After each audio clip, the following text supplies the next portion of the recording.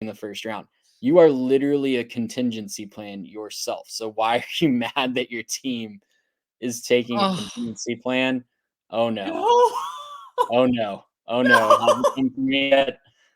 Oh no. Tyler Guyton. There it is. The tackle out of Oklahoma. Oh. Your man, your myth, your legend. He's a big boy.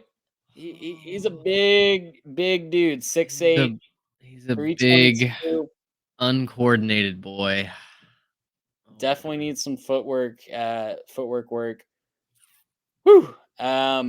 You know, That's a pin throw for me. it was the mock since October, like I mentioned. Whew. Um, 6'7", 322.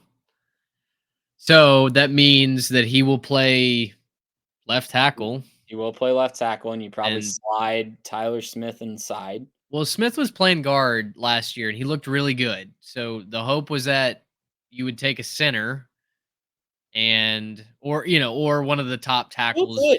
They still could. To be and they clear, still could. And JPJ is still on the board. they still could. I'm curious to know how tomorrow night's going to play out. Obviously, second and third round, have 3 picks.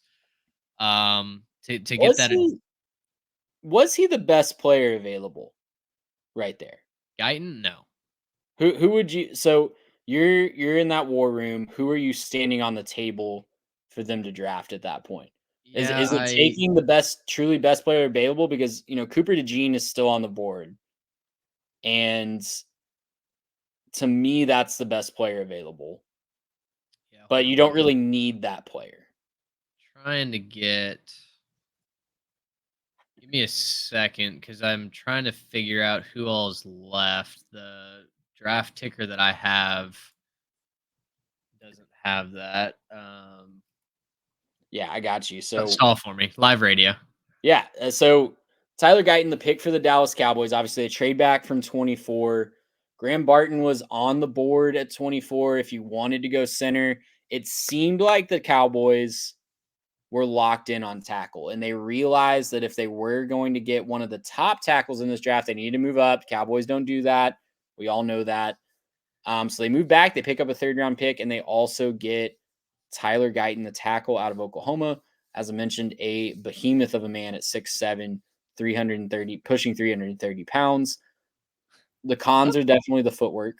The cons are definitely, Hand placement. which is weird to me for a former tight end. Is it not? Like he was a tight end before he was, moved to tackle, Yeah.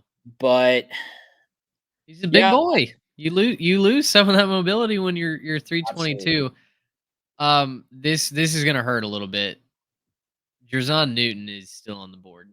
He Defensive is. tackle out of It, Illinois.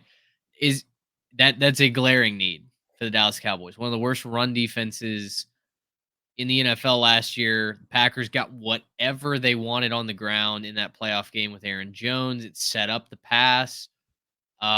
We've been clamoring for the Cowboys to fix their defensive line for a long time. Unfortunately, Dallas thought that meant Mozzie Smith last year, and we said, "Well, no, not him." That was a terrible pick. Jerzon Newton, I think would have been. I would have liked that much more over Guyton.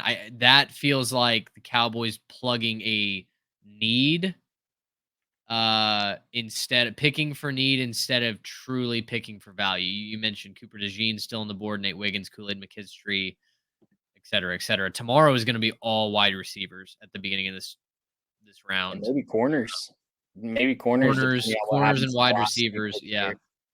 Yeah. So let me paint the positive picture here.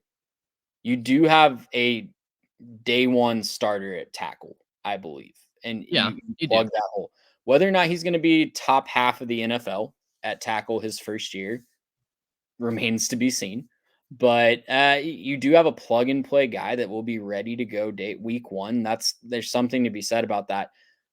I think if there weren't as many really, really good tackle prospects that went all the way from pick 5 to pick 20-ish in this draft, you'd be more happy with Guyton. But he was definitely a tier down from those guys. Gracious him. How about